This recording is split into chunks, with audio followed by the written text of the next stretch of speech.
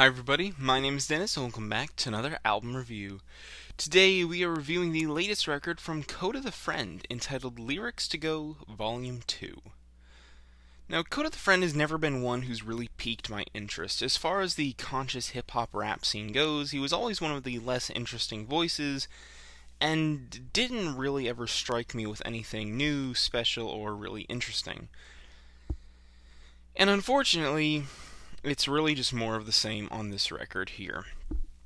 Kota the Friend continues to display himself as being subpar lyrically in comparison to his contemporaries. He is pretty derivative as far as his voice and his instrumentals go, and he really has nothing on here that's unique, striking, or really that stands out much at all. His very apparent narcissism throughout this record is distracting to say the least and feels very unwarranted and completely unearned. And every now and again we do get a decently well written track, but it seems like you have to slog through so much despite this album being only about 15 minutes long, consisting of 10 tracks that all last for around a minute and change. I guess to start things off, it all kicks off with the fairly catchy Clinton Hill. I think the instrumentals are nice, but I just cannot enjoy this thing because of the lyrics. He is just so full of himself, and it's so frustrating, because it's not in the same kind of clever braggadociousness that's so ridiculous that, you know it's just a character, like, a lot of what you see in the mainstream rap, but it feels so genuine. It feels so genuinely narcissistic, where he feels like he is just this massive inspiration for so many young people, and he talks about, his dreams growing up, wanting to be, famous and popular and have all the best things. And then he transitions that into, again, just being this massive inspiration and how, now he's all this, where people are always, wanting to be like him and be around him and do all this. And it's like, get over yourself, dude. Like, you don't have any big hits. You haven't even really been on any big interesting features. You aren't changing anything in the rap game at all. You've done absolutely nothing to warrant any talk like this. When you had some of these older rappers or some of these other rappers who've already established themselves in the industry and in the mainstream, it feels a lot more warranted. If someone like Jay-Z says something like this, I'll take it a lot more seriously because he actually is an inspiration for so many people. If you had taken some of these classic rappers, even the ones who have passed away now, if they had said things like this, it would have been taken seriously. Tupac, Biggie, all these people who actually, had significance to them. You have yet to do anything that really gives you significance or really any sort of clout as a rapper.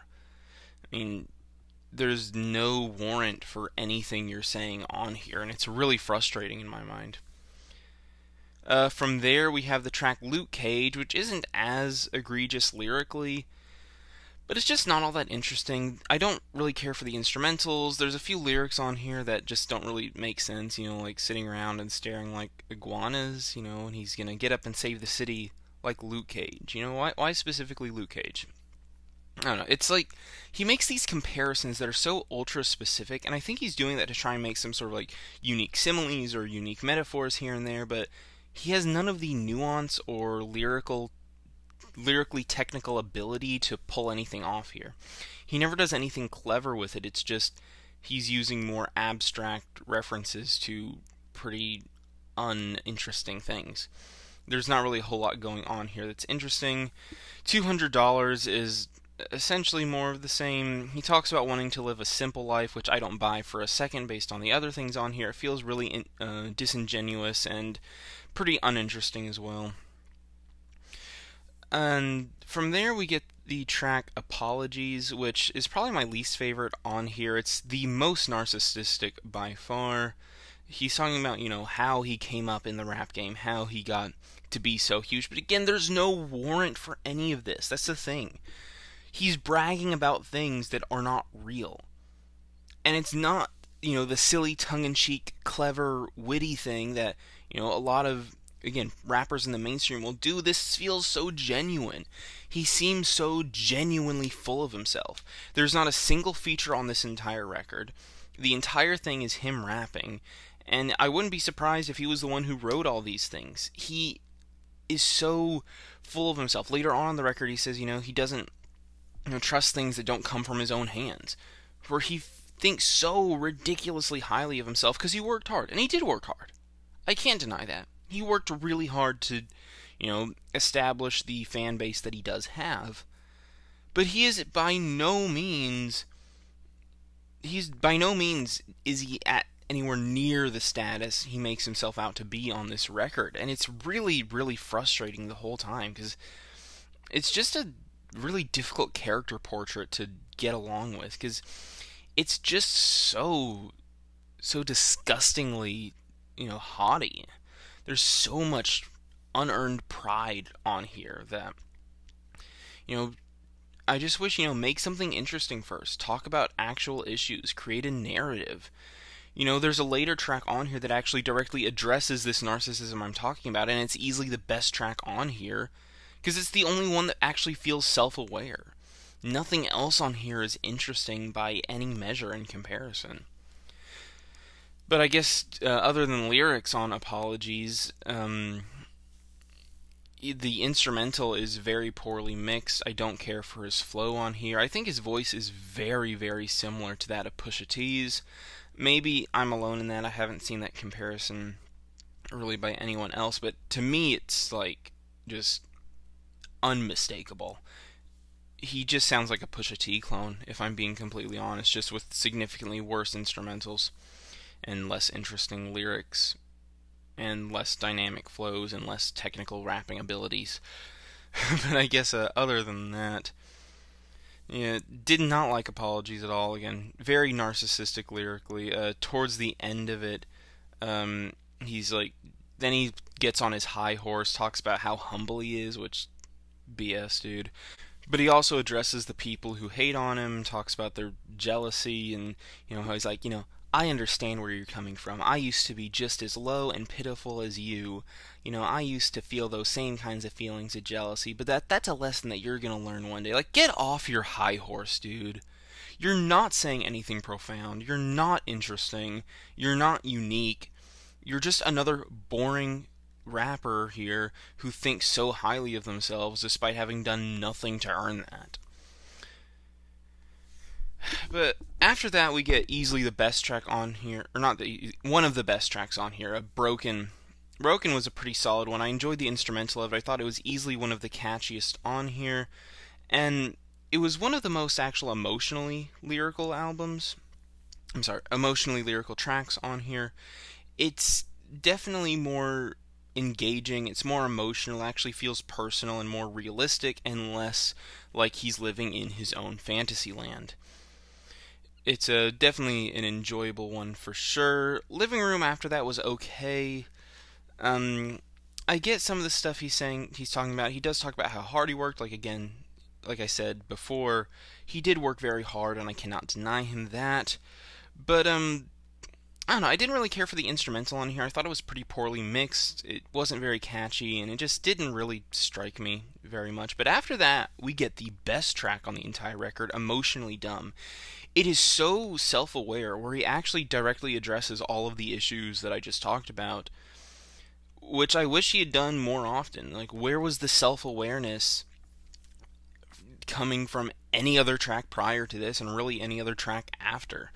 Where he's talking about how emotionally dumb he is because he's always hiding behind something. Before he hid behind drugs. When he was in poverty and he, didn't have any way to express his emotions, he would rap his emotions. That's the only place he felt comfortable. And he then, in the reality, he would hide behind his drugs. And now he's doing the same thing, but he's hiding behind his money and his wealth and the power that he has now.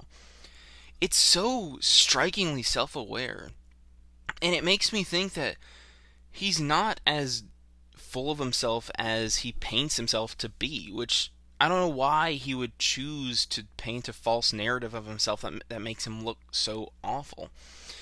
It's a really sobering track and a really great one. It also has the best instrumental on the entire record. It's incredibly catchy. I love the piano melodies that go into it. I love the way the bass is interlined in it. There's actual progression in here, despite like every other track on here only being a minute long. It's got some diversity in the soundscape, and it ends up just being really, really engaging. And it was a pretty great song on here. From there, the last three tracks, they didn't really do anything bad, but I kind of just thought they were generally okay. Santa Barbara was decently well written. Again, it's a pretty emotional cut on here. I liked some of the lyrics on here. It's just, again, kind of just him reflecting on the position he's in now. But just lyrically, it's not as profound as other tracks, and instrumentally it's just okay. Pomegranate was another one that was just okay. I thought it was kind of a sweet cut, talking about, his significant other, and it's sweet, it's genuine, but I don't know, I just really couldn't get behind the beat of it all. It kind of has one of those lo-fi instrumental type sounds, much like the last track after this one and the earlier track, $200. Sounds like you just ripped it right off of one of those, lo-fi, study beat playlists. It's nothing interesting, it's pretty boring, if anything. And Flowers is a closer. The piano cuts are kind of cheesy. Lyrically, it's fine, I guess. Nothing profound at all. It's an okay closer, but the pianos are just a bit cheesy for my liking on here. But overall, I really just wasn't feeling this album. There's not a lot egregious on here. There's nothing really offensively bad. It's decently catchy enough. It's fine background music. It's short, it's sweet, it's to the point. It doesn't overstay its welcome. But lyrically, he's not doing anything interesting at all. I think he really has some character issues to work out in his narratives, and he definitely needs to kind of break away from his influences, as well as developing some more interesting instrumental sounds rather than the ugly reverbed and poor chord progressions that litter many of the tracks on this record. Overall, I'm feeling a strong 4 on it. I know it seemed like I was being really hateful towards it, but I didn't hate it at all, really. Again, there wasn't really any song on here other than Apologies that I actively disliked, but just nothing on here is interesting. I think Kota the Friend is a competent rapper. He's a competent person, and he shows himself on a couple of tracks on here to be a solid lyricist, but he definitely has a long way to come before he fully makes something truly engaging and powerful. So if you listen to this record, be sure to tell me what you thought of it down in the comments below. Tell me how wrong my opinion is, as always, and I'll see you in the next review.